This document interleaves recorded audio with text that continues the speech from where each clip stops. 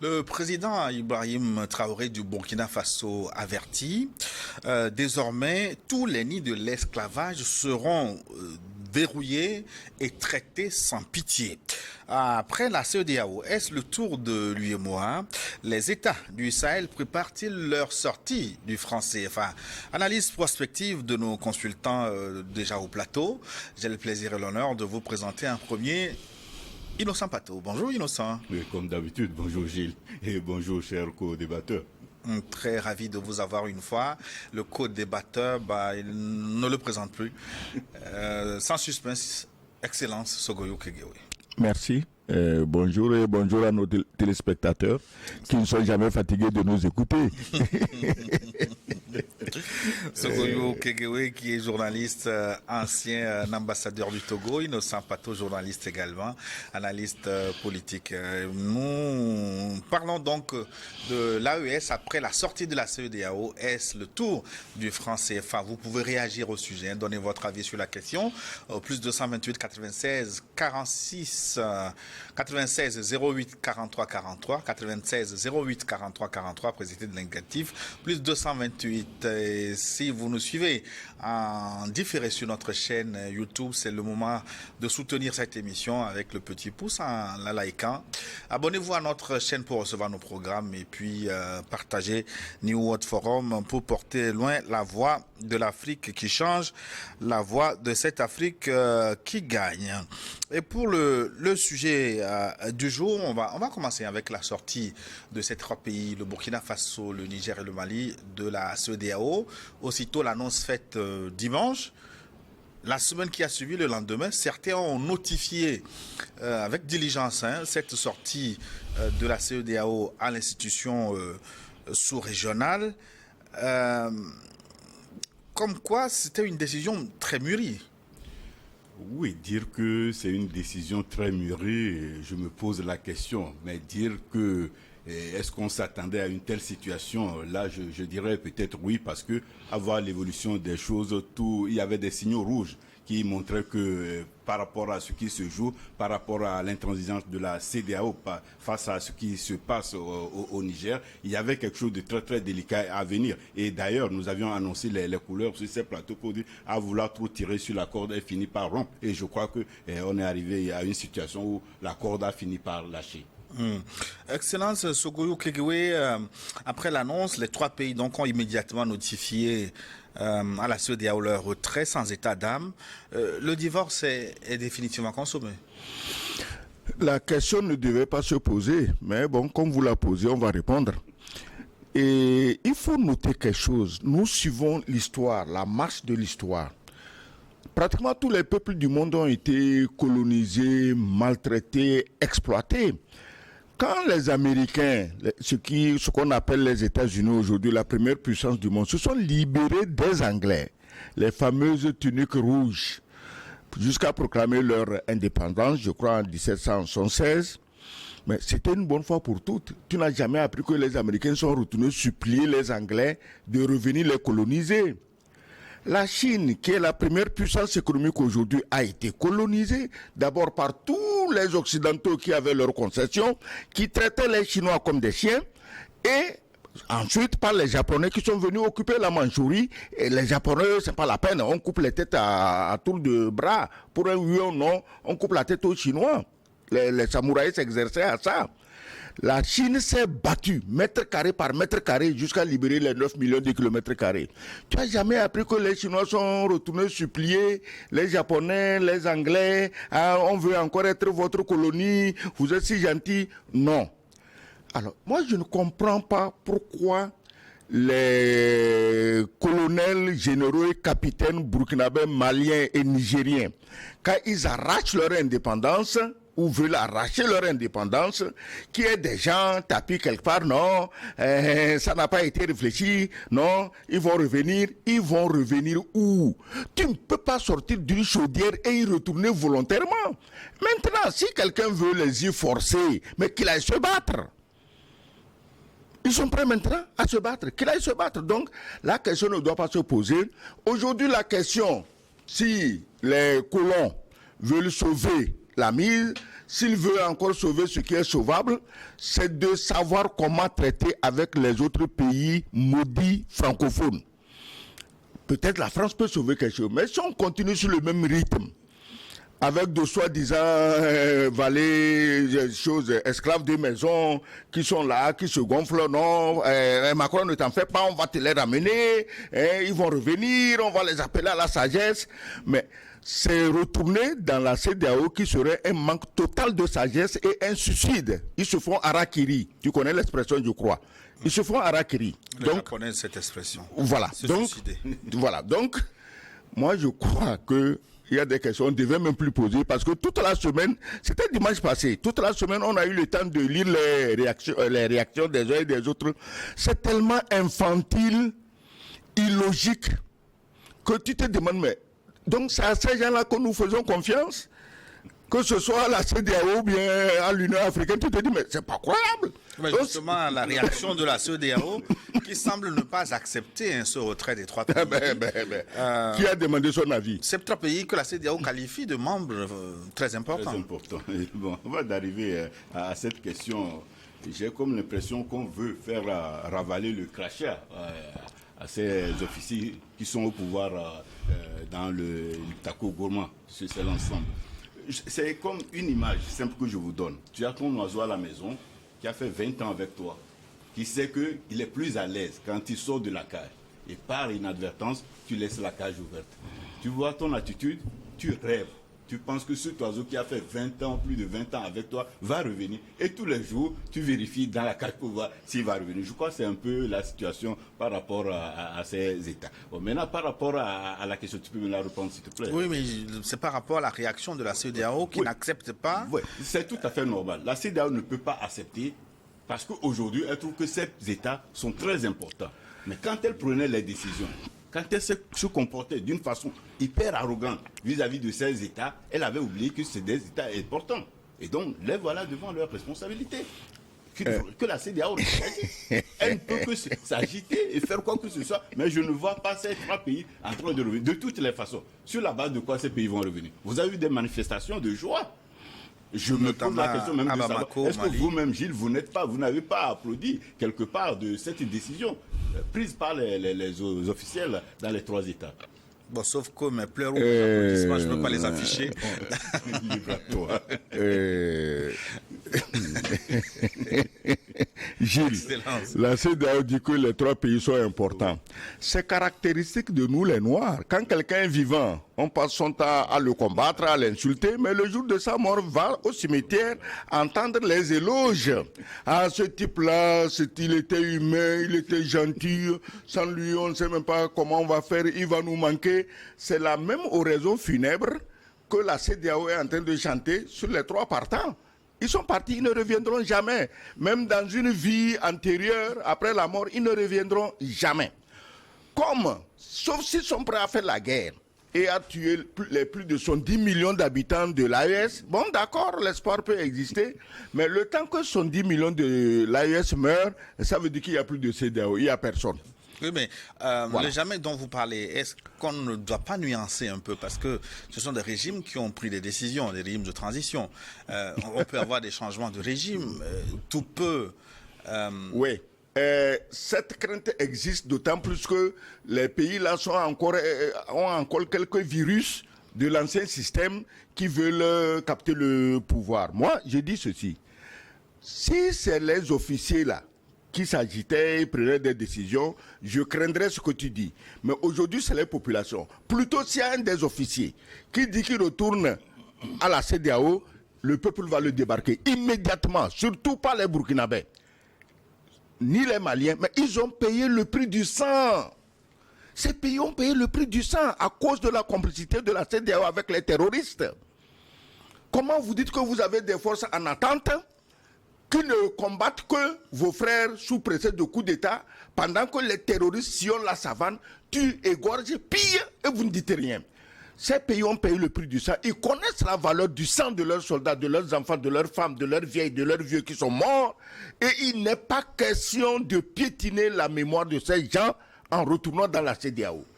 La CEDEAO aime les terroristes, elle les soutient pour tuer Maliens, Burkinabés et Nigériens, tant mieux. Ils sont partis. Si la CEDEAO veut elle-même, qu'elle vienne leur déclarer la guerre, puisque l'idée était déjà sur le tapis. Les grands guerriers avaient déjà mobilisé des soldats et l'argent. Ils n'ont qu'à aller.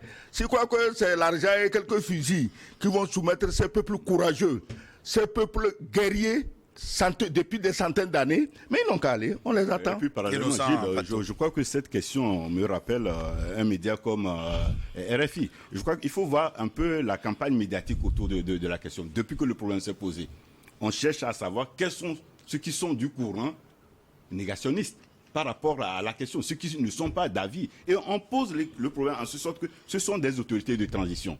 C'est les mêmes autorités de transition qui ont fait partir l'ambassadeur de France à Niamey. C'est les mêmes autorités qui ont fait quitter l'armée française. Et s'il y a un bonheur aujourd'hui, c'est les mêmes autorités de transition qui amènent ce bonheur. Je crois que c'est un langage qu'on ne doit plus tenir en tant qu'Africains. Ils ont la responsabilité du pays, ils savent dans quelle direction mener le pays pour que le pays se porte mieux. Ils sont arrivés pour une mission donnée, ils sont en train d'accomplir proprement cette mission et vous voyez les acclamations du public. Vous voyez les acclamations. Et ça fait penser d'ailleurs à cette image de sanction que prend la CEDEAO. Et pour dire que quelque part sur ce continent, il y a même des coups d'État qui ont plus de beauté, qui ont plus de charme que des élections démocratiques. Et dans les médias dont vous parlez, on semble souffrir à la place des populations du Sahel, à qui on promet des lendemains difficiles après la sortie de la CEDEAO, des tracasseries douanières, etc. J'ai écouté quelques crétins de certains pays très développés de la sous-région qui menacent, vous allez payer la carte de séjour, vous allez payer ci, vous allez payer ça. Mais je ris, je dis, mais pourquoi nous ne faisons pas un petit effort de connaître l'histoire, notre histoire récente? La CEDEAO est née en 1975. Est-ce qu'avant 1975, il n'y avait pas des Nigériens, Maliens, Burkinabés au Bénin, au Ghana, au Togo, en Côte d'Ivoire, au Sénégal? Ou vice-versa, les ressortissants de ces pays ne vivaient-ils pas dans le Sahel? De quoi on les menace, ces peuples? Rien, personne ne fera rien. Je dis ceci, s'il y a un des pays qui se met à matraquer les ressortissants de ces pays, le régime en place, il va tomber. Non pas que c'est les ressortissants qui vont le faire tomber, mais c'est ses propres ressortissants parce que les Sahéliens qui vivent dans nos pays, ils travaillent dur. Il y a des pays qui n'auraient plus une plantation si ces Burkinabés, Maliens, Nigériens n'étaient pas là-bas. Donc, si vous dites non, tu dois payer combien de millions pour avoir la carte de séjour à la frontière, on te fatigue, mais vous vous fatiguez vous-même. C'est déjà, ils ne sont pas mendiants. Je laisse de côté les petits-enfants qui mendient au carrefour.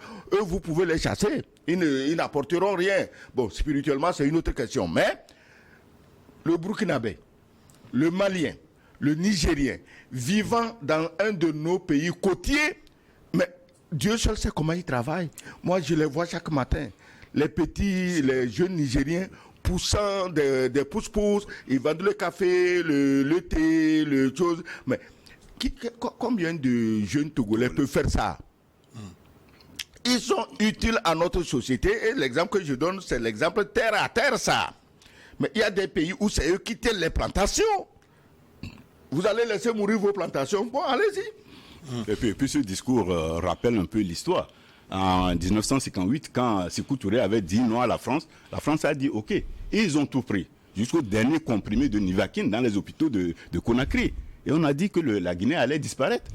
Ils ont tenu dur, la Guinée existe toujours. Et donc je crois que c'est des propos pour créer un certain traumatisme dans les esprits, dans les mentalités, pour voir est-ce que le peuple va se soulever, puisque c'est ça leur objectif, pour essayer de mettre du grain de sable dans les transitions. Mais certains cadres ont quand même argumenté au Mali. J'ai écouté l'interview de l'ancien Premier ministre Moussa Mara, oui, qui ne voit pas d'un bon oeil cette sortie de la CEDEAO. En Côte d'Ivoire, j'ai entendu l'argumentation de, comment il s'appelle, Lobognon, qui parle de chantage. Oui. Ça veut dire que dans les milieux intellectuels aussi, ils sortent leurs arguments. Oui, mais je reprends un peu. Intellectuel dans nos pays veut dire quoi? Soumis à la France. Tu as une autre définition? Et c'est sur les RFI que vous les avez écoutés probablement. Soumis à la France. Ils ne disent que ce que leur maître leur dit de dire. Moi, ils me font pitié. Ces gens, leurs parents n'auraient jamais dû les amener à l'école parce qu'ils nous posent des problèmes. Hein, c'est, tu dis qui Moussa Mara, ancien Premier ministre. Si tu as été Premier ministre d'un pays, ça veut dire que tu as porté tout le poids du pays sur ton dos. Ça veut dire que pendant ce temps, il n'a pas vu la souffrance des populations de son pays. Mais attendez, et vous appelez ça intellectuel? Écoutez, il y a des choses. Les 3 pays du Sahel ont pris une décision souveraine. Ils n'ont demandé l'avis de personne. Moussa Mara n'a qu'à attendre. Quand il redeviendra président au Mali, il va le lendemain à l'Élysée sur le perron, comme ils adorent ça, dire bon, et Macron, je suppose, puisque Macron a dit que la limitation de mandat c'est de la foutaise, et comme il est très jeune, dans 25-30 ans, il est président de France. Donc Macron, bon, j'étais ramené tes brebis égarées, je les ai rattrapées toutes une à une, j'ai passé la corde au cou, j'étais ramené ça. Moussa Mara, le Bognon, ils n'ont qu'à attendre, leur trou viendra. Alors, que pensez-vous de l'offre de dialogue proposée par l'Union africaine pour résoudre le problème? Est-ce que c'est à prendre ou à laisser bon, un dialogue, quand il se présente, on ne peut pas refuser. Mais est-ce qu'il n'est pas, est-ce que c'est pas trop tard? Parce qu'au moment où l'Union africaine devait agir, j'ai pas constaté une réaction de la part de l'Union africaine, attirant l'attention de la CEDEAO ou bien du Niger sur les conduites à tenir. Bon, on se tait et quand tout est foutu, de toute façon, ils auront, probablement, je crois que les autorités nigériennes ou bien les autorités des 3 États iront au dialogue, mais je n'attends pas grand-chose. Hein. J'attends pas un retour sur la décision de réintégrer la CEDEAO. L'Union africaine, elle est aussi fautive que la CEDEAO. Il y a une chanson chrétienne, aujourd'hui c'est dimanche, peut-être on va la chanter quelque part, qui dit « Contre l'injustice, si je n'ai rien fait, je serai complice de tous ces méfaits. » C'est chanté à l'église, hein, ce n'est pas une invention de moi. Contre l'injustice, si je n'ai rien fait, je serai complice de tous ces méfaits. Quand la CEDEAO persécutait les 3 pays, l'Union africaine était où? Elle n'a pas levé le doigt. Elle a même rajouté une louche sur les souffrances de ces peuples. Parce que moi, écoutez, sortons des palais présidentiels de Bamako, de Ouagadougou et de Niamey et regardons la population. Sortons de ces palais, regardons la population. Est-ce que l'Union africaine sait que ce qui constitue son ensemble, c'est les peuples? Non. C'est les technocrates et les intellectuels, comme tu aimes les appeler, c'est eux qui sont là-bas. On dirait qu'ils sont hors sol, une agriculture hors sol. Ils ne touchent pas à leur réalité. CEDEAO, Union africaine, c'est même combat, même dégâts. Donc la CEDEAO, l'Union africaine est mal placée pour appeler au dialogue. Elle aurait dû le faire plus tôt, tout le monde aurait applaudi. Dès que les sanctions ont commencé à tomber par rafale, d'ailleurs c'était même une seule rafale, le même jour on a tout tiré, c'est en ce moment que l'Union africaine aurait dû se lever pour dire, écoutez, d'accord, vous voulez qu'on respecte les principes démocratiques, d'accord, mais il ne reste pas moins que ces Maliens, ces Nigériens et Burkinabés sont des Africains, ils ont des peuples dont nous devons nous soucier. Bon, venons voir comment on va arrondir les angles. Peut-être même volontairement, les putschistes seraient partis s'il y avait quelqu'un de responsable pour remettre les aiguilles à l'heure. Or, le problème, ce n'est pas les putsch qui dérangent les gens, mais c'est que ces pays échappent à la domination de Macron. Je ne dis même plus la France, je dis Macron. C'est ça qui dérange les gens. Depuis Addis Abeba jusqu'à Abuja, Union africaine, CEDEAO, c'est Macron ou rien. Ce que Macron leur a donné, ils ont mangé, ils n'ont qu'à retourner lui payer ça, hein, parce que personne ne se laissera vendre gratuitement à Paris. Mais voilà. Faisons de la politique fiction. Hein. Si l'Union africaine réussit, par exemple, à convaincre la CEDEAO de lever les sanctions sur ces 3 pays, de mettre la balle à terre pour reprendre, comment dire, pour reprendre à zéro, est-ce que vous pensez que ces 3 pays ne retournaient pas à la CEDEAO? Gilles, le dimanche passé, déjà autour de 10h, même avant 10h, j'avais l'information. Et je disais, j'avais aucune source crédible m'apportant cette information, essayons de vérifier. Et je prenais ça de Ouaga. Et très rapidement, ça s'est confirmé. Et je suppose que la CEDEAO, qui est une institution très haut placée, est supposée avoir des renseignements. Moi, à la place de la CEDEAO, vous avez vu la réaction de la CEDEAO juste après la sortie des autorités des 3 pays. Elle a réagi. Mais moi, en lieu et place de la CEDEAO, ce que j'aurais fait, j'aurais dû anticiper. Dans la foulée, dans la matinée, très rapidement, très stratégiquement, on aurait pu décider que, compte tenu de l'évolution des choses, quand même, c'est pas ce que nous attendions, nous avons décidé de lever les sanctions. Et là, on coupe l'herbe sur le pied. Ça aurait été une capitulation. Capitulation ou pas, la petite honte vaut mieux que la grande. Voilà où nous en sommes aujourd'hui. Voilà la CEDEAO qui vient supplier les 3 États, pardon, revenez, vous êtes très important, on vous supplie, revenez. Gilles, tu as posé tantôt une question au cas où il y a des changements de pouvoir dans les 3 pays, alternance, mais pourquoi tu n'as pas posé la question dans l'autre sens? Les agités qui font aujourd'hui les esclaves zélés de Macron, selon toi, tu paries combien de siècles de leur présence à la tête de leurs États? Ils sont là pour combien de temps? Donc, ta question là, ça leur retourne. C'est là-bas qu'il y aura des changements et les gens iront rejoindre l'AES. C'est tout. Il n'y a pas c'est que l'option contraire n'est pas possible. La CEDEAO, ses dirigeants, ses décideurs ont montré qu'ils sont des criminels engagés au service des terroristes dans le Sahel. Et puis j'en parle avec d'autant plus de douleur que ça touche mon pays. Qui sont engagés aux côtés des terroristes, et tu veux qu'un homme qui a pu sortir de cet enfer, il retourne volontairement. Je te dis que les Américains ne sont jamais retournés voir les Anglais pour se faire coloniser. Les Chinois ne sont pas retournés voir les Japonais. Pourquoi nous? Parce qu'on est noirs, on va faire demi-tour pour retourner dans la merde. Donc, tout ce qui est possible dans les 3 pays, dans l'AES, est possible dans les autres pays qui ne sont pas AES. Les changements de régime. Et pour ne pas faire toujours les affaires de la CEDEAO, ce qui se passe actuellement au Sénégal, ce n'est pas reluisant.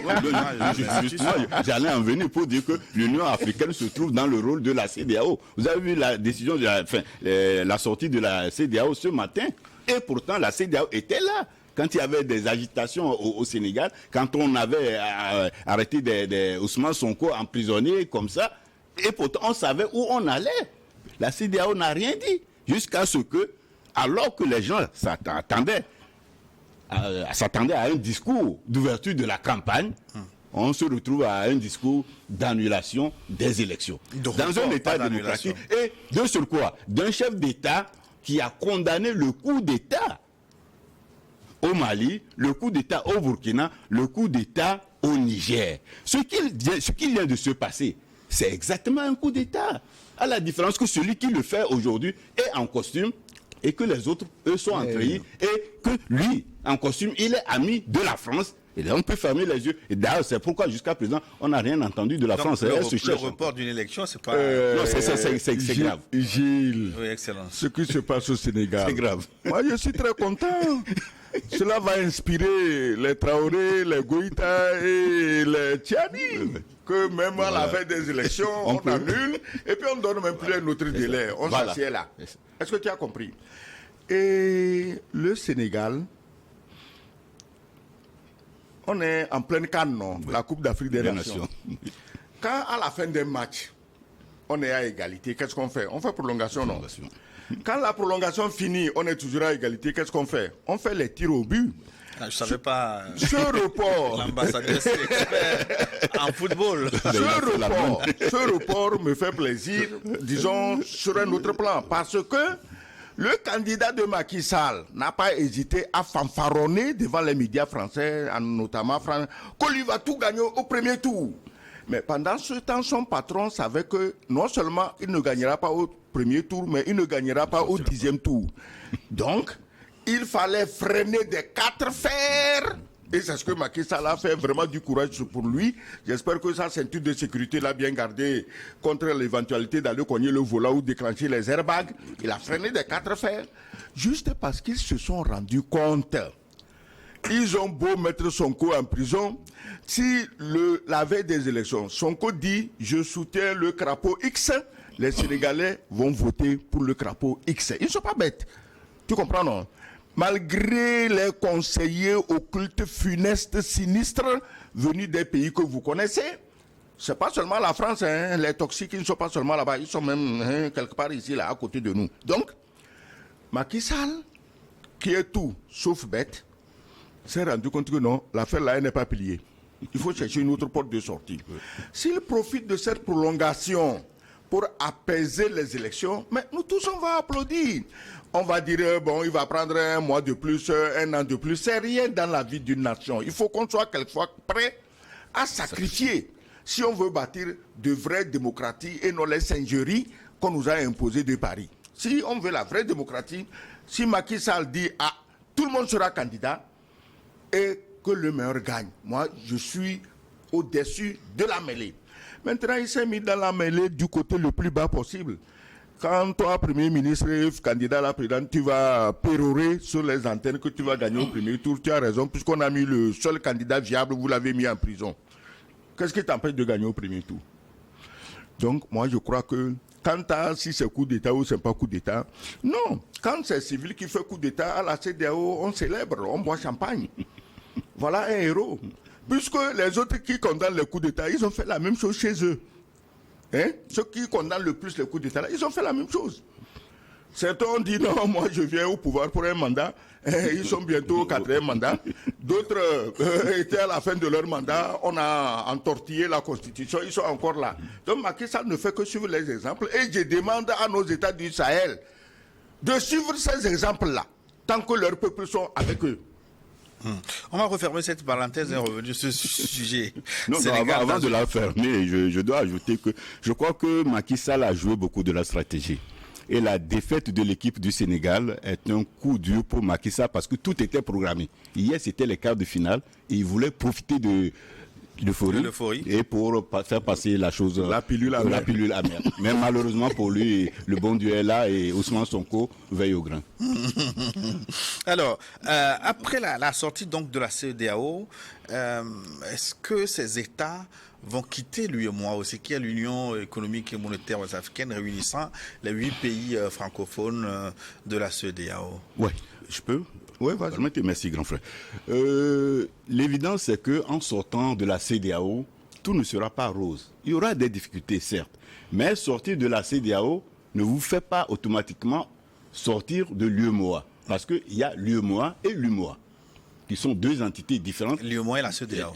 Non, il y a l'UMOA aussi. Oui. Il y a l'UEMOA aussi. Ouais. Et donc, vous pouvez sortir de la CEDEAO, mais tout en restant dans l'UEMOA. Et c'est ce qui est possible actuellement avec ces pays. Mais ce qui peut être possible, c'est que si on arrive à fusionner les deux traités, le traité de l'UMOA et celui de l'UEMOA, alors là, ce n'est plus possible. Tu demandes l'UEMOA, mais l'UEMOA, c'est une question technique. La sortie de l'UEMOA, c'est politique, mais ça ne peut pas être seulement politique. Les techniciens à la matière doivent se pencher sur le problème et donner la meilleure option. Mais ces pays n'auraient rien fait. Leur combat n'aurait servi à rien. Leur sacrifice n'aurait servi à rien s'ils sont encore ligotés par le franc de Adolf Hitler. Parce que Adolf Hitler, il est mort. Je ne sais pas pourquoi ces œuvres vont survivre en Afrique. On n'était pas hitlériens, nous. Au contraire. Nos soldats sont morts par dizaines de milliers pour combattre les nazis. Pourquoi on leur impose le système nazi? Nous, on libère la France des mains des nazis et la France veut nous imposer un chose des nazis. Ce n'est pas normal. Donc, techniquement, les 3 pays vont mettre leurs techniciens au travail et ils sortiront de l'UEMOA quand ils seront prêts. Parce que c'est leur argent qui est là-bas. Ce n'est pas un argent donné cadeau par quelqu'un. C'est leur argent. Maintenant, quand ils vont sortir le franc AES là, ou bien l'UEMOA, ils s'entendent, ou bien c'est plutôt le franc CFA qui va commencer à trinquer. Parce que ces pays, comme l'a reconnu la CEDEAO, ils sont très importants. C'est ce qu'on avait évité de nous dire depuis des siècles. Ils sont effectivement très, très importants. Regarde la CEDEAO sans ces pays-là. C'est une petite bande côtière. C'est tout. Quel est 2 700 000 km2, les 3 pays. À part ça, il y a le Nigeria à 930 000 km2. Il ne fait même pas la moitié. Le reste de nos États minuscules, là, tu les compiles, tu les empiles. Tu fais une province du Niger, tu empiles 2 ou 3, tu fais comment on appelle la région de Kidal, là. Tu fais ça avec 2 ou 3 pays. Il reste qui? Il reste personne. La superficie est partie. Voilà. Est-ce que ça veut dire que les jours de franc CFA au Sahel sont comptés, Innocent Pato? Pas seulement au Sahel. Non, pour le cas actuel, nous sommes focus sur le Sahel. Tout dépendra parce que la rumeur devient un peu clameur, comme quoi les États du Sahel veulent leur propre monnaie. Et s'ils ont leur propre monnaie, jusque-là même, tout en ayant leur propre monnaie, ils peuvent être toujours membres de l'UEMOA. Parce que c'est deux entités distinctes. L'UEMOA qui est né en 1963 et l'UEMOA qui est né en 1974. L'UEMOA s'occupe des questions monétaires et l'UEMOA s'occupe des questions économiques. Et donc, si par rapport avec leur monnaie, et si on n'arrive pas à harmoniser les deux traités, ça veut dire qu'ils sont libres de pouvoir continuer à vivre normalement avec leur monnaie tout en étant au niveau de l'UEMOA. Maintenant, il revient de chaque côté aux différents experts d'analyser le pour et le contre. Si ça ne les arrange pas d'être toujours au sein de l'UEMOA, libre à eux de quitter et de continuer leur chemin. Oui, ce que tu dis, oui.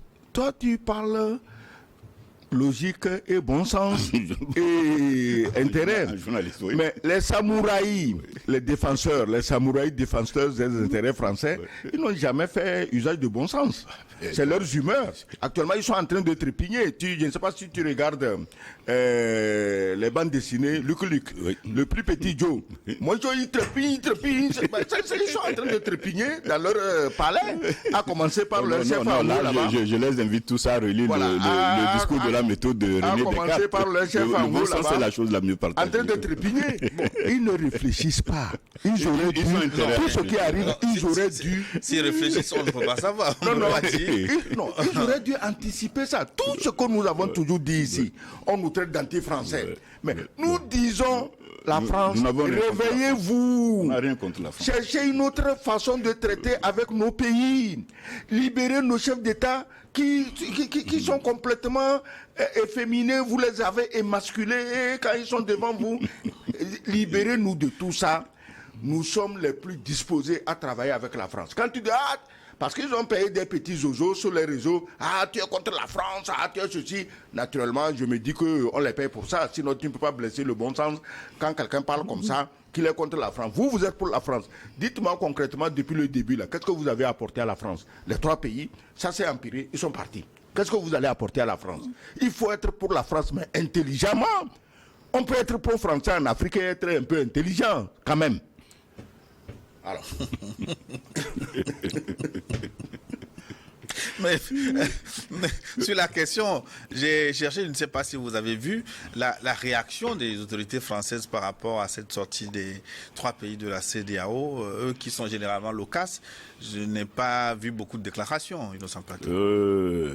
Enfin, comme on le dit, les conséquences corrigent mieux que les conseils, parce que la France a fini par comprendre qu'il est temps qu'elle fasse extrêmement attention avec l'Afrique, qu'il est temps qu'elle mette un peu plus de considération à l'Afrique et que l'Afrique n'est pas un quartier de la France. Et donc, je crois que dans le cas d'espèces, ils ont intérêt à ne pas s'agiter parce que, au finish, c'est vrai, c'est eux qui ont créé le bordel, mais voilà, ça nous saute à la figure. On leur a fait ce qu'on veut, ils n'ont qu'à se battre entre eux. Maintenant, nous sommes là, s'ils nous font appel, on pourra encore revenir. Comment interpréter ce silence? Comment tu dis que... Quel silence? La CEDEAO a parlé, tu sais que le fax vient de Paris. Qu'est-ce que tu veux encore? Bon, moi, j'ai aucune preuve. J'ai dit que la CEDEAO a parlé, le mail vient de Paris. Non, la CEDEAO, c'est la CEDEAO. J'ai dit... La CEDEAO parlait, mais Macron et les autres parlaient aussi. Voilà, quand ça commence comme ça, quand ça se passe comme ça, Macron appelle le président en exil pour lui donner des ordres. On a vu ça, c'est pas une vue de l'esprit. On a vu ça avec le Ghana au temps du Mali. Donc c'est parce que justement ces ordres ont été trop bruyamment donnés que ça pénalisait l'image de la France. Maintenant, on les donne discrètement. Donc, mais sans oublier que Macron lui-même, il est dans la merde au sens propre du terme, parce que les paysans sont montés sur Paris et tu sais ce qu'ils ont dans les citernes de la merde, le lisier. Tu sais ce que c'est que le lisier? C'est la merde des cochons tout mélangés devant les palais, les préfectures. Oui. Macron est dans la merde. Jusqu'au cou. C'est pas fini. Il doit maintenant penser à son fauteuil au lieu de passer son temps à nous enquiquiner ici. Il est dans la merde. Et c'est pas demain matin, ça va finir. Sois tranquille. Maintenant, ils sont là. Chaque matin, on va envoyer des canons à Kiev, en Ukraine. Bon, ça fait rire toute personne qui réfléchit. Parce que des canons César, des chars Abraham, tout, comme des noix des cacahuètes, les Russes les ont cassés. La France a des problèmes. Actuellement, je me demande si Macron ne songe pas à fuir ou à démissionner. Ah oui, je t'ai dit. Quand les paysans montent avec le tracteur, Bon, ils bloquent. Macron en a vu plus que ça avec la crise des gilets jaunes. Les gilets jaunes. La crise des retraites. Même si les médias mainstream, comme on les appelle, censurent les images des paysans à Paris, mais le peu qu'on a vu, ça n'a rien à voir avec les gilets jaunes. Tu connais les tracteurs de ces paysans? C'est pas les petits Massey Ferguson que tu as ici sur la route de Tablibo, non. C'est des monstres, c'est plus puissant que des chars. C'est avec ça qu'on est monté à Paris. Et qu'est-ce qu'ils font? Ils vont bloquer le marché de Rungis. Le marché de Rungis, c'est quoi? C'est comme à Lomé, tu as un marché où tout ce qui vient de l'intérieur d'une chose vient de l'étranger, va, et tous les autres vont acheter là-bas. Si on bloque ça, au bout d'une semaine, tout Paris est en train de mourir de faim. Donc, les paysans sont déterminés. Si nous, les Africains, on était tant soit peu intelligents, on devait envoyer du soutien à ces paysans, parce que dans nos pays, quand ça se trouve, la France envoie du soutien aux terroristes, à tous ceux qui veulent détruire nos pays, c'est eux que la France soutient. Les Africains devaient envoyer du soutien aux agriculteurs, parce que leurs problèmes là-bas, ça ressemble à nos problèmes ici. C'est vrai que nous, on produit très peu, mais c'est la même chose. Il faut le juste prix pour les producteurs. Donc, la Macron, je me demande même s'il n'a pas oublié qu'il y a quelque part quelque chose qui existe qu'on appelle CEDEAO, avec ce qu'il a comme problème. Voilà.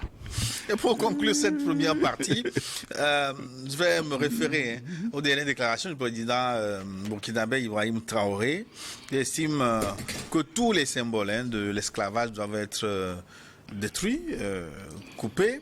Après la CEDEAO, vous voyez en ligne de mire le franc CFA et le CEDEAO CFA. Quels sont les autres symboles auxquels les États doivent-ils s'attaquer selon vous pour clôturer cette première? Les autres symboles, moi je vois l'éducation, le système éducatif. Merci. Je vois l'éducation. C'est un grand danger, l'éducation. Nos programmes scolaires actuellement... Dans quel sens? Rien qu'à voir les programmes.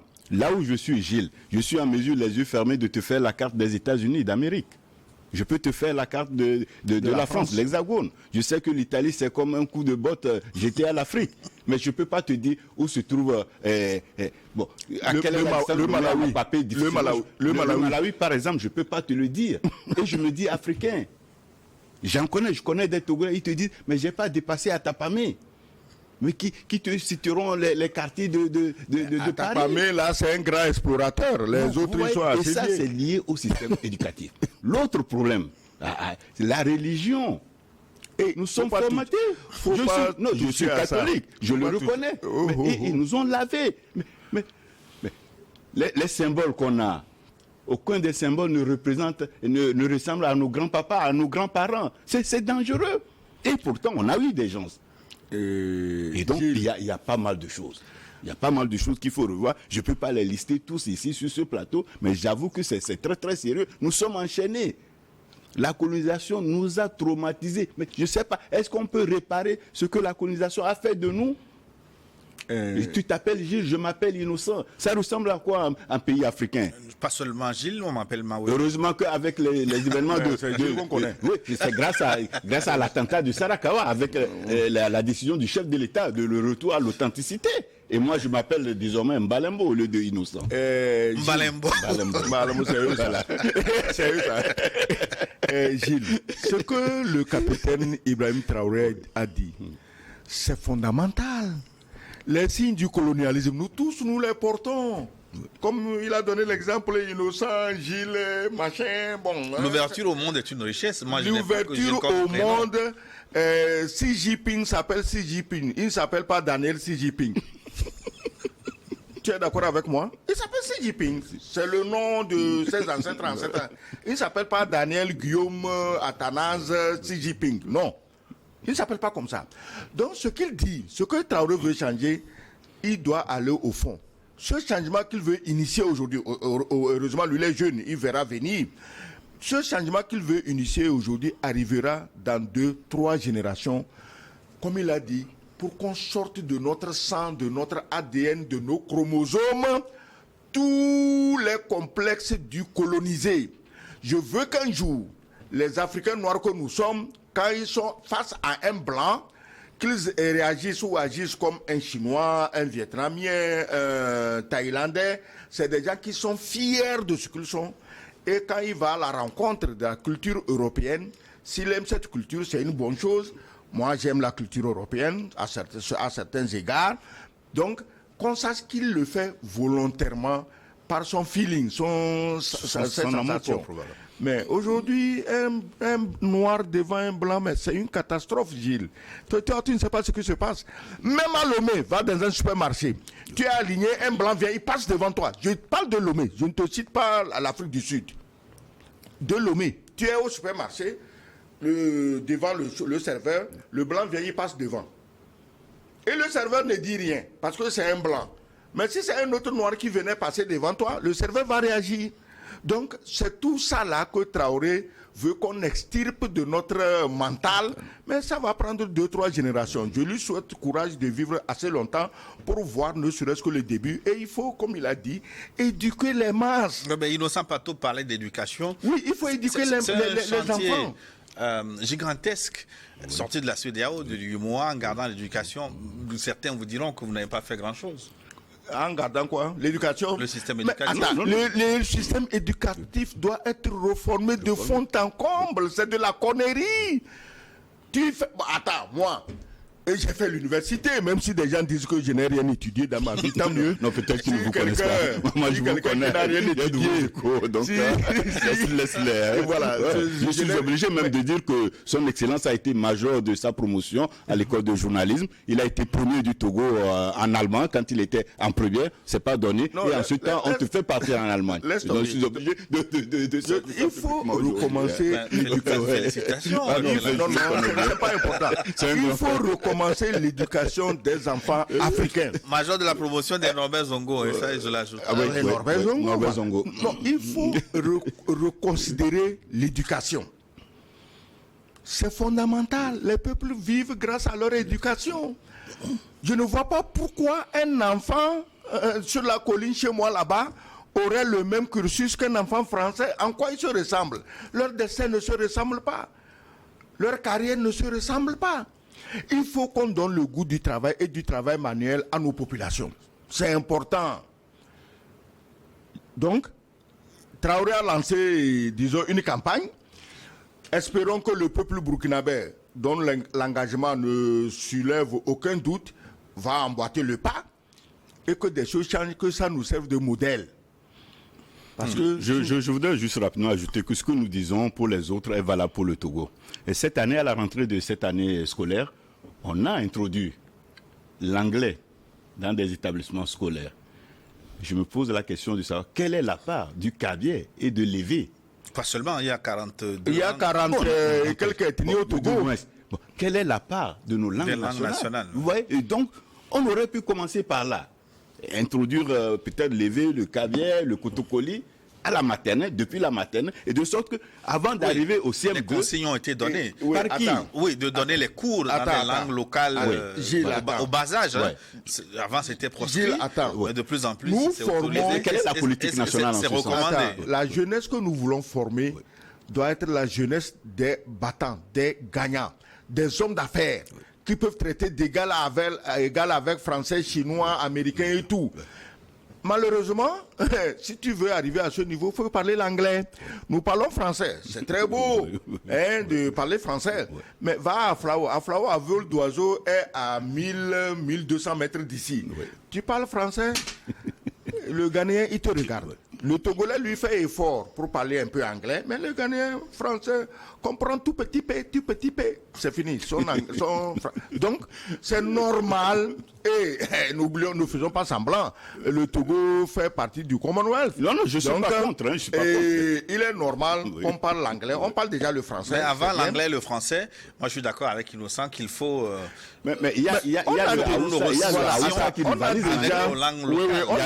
Il y a le Swahili. Tu te rappelles, on a déjà parlé de ça ici. Oui. Et New World donne l'exemple avec les langues africaines qui sont abondamment utilisées. New World donne l'exemple à tous les égards, à tous les points de vue. Maintenant, ici, Gilles, rien ne t'empêche Tu es quoi? Tu es Watino ou Evi? Bon, rien ne t'empêche d'apprendre ta langue à ton enfant dès l'âge de 1 an. Mais maintenant, si toi et ta femme, vous vous entendez pour lui parler que français, c'est pas la faute à l'enfant. On va reparler de tout ça, de même que un autre aspect soulevé par Innocent Malembo Pato. Malembo, c'est la religion. On va revenir sur le sujet, mais permettez qu'on marque une pause pour des impératifs commerciaux. À tout de suite.